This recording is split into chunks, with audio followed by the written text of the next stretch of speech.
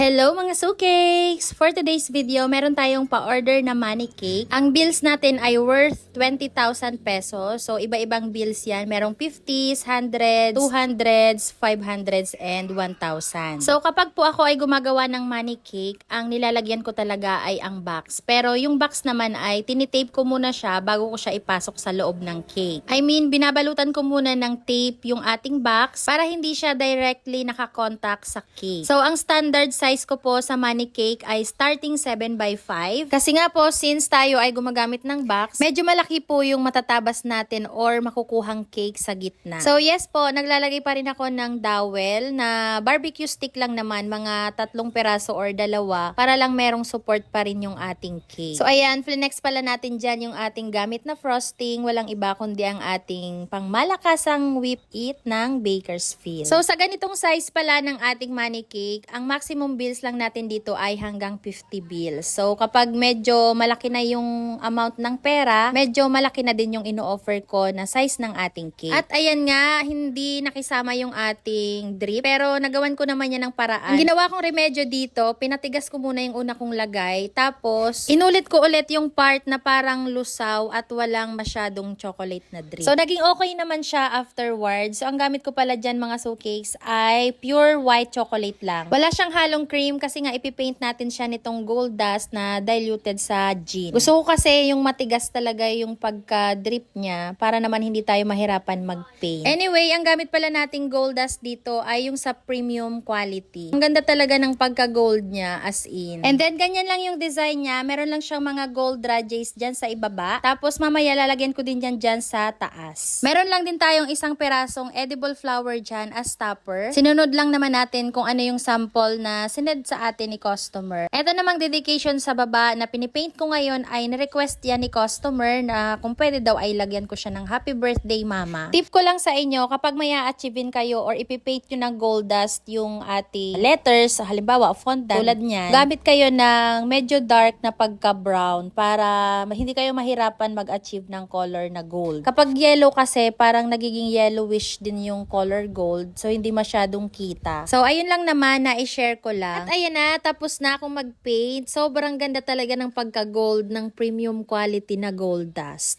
Nung na-try ko to, super duper in love talaga ako. Kaya lang, hirap talaga makachempo kung merong stock sa kanilang orange app kasi laging sold out. Sa bagay, hindi naman tayo magtataka kasi sobrang ganda talaga niya. Kaya kung baker ka, must try and must have talaga yung gold dust na ganito.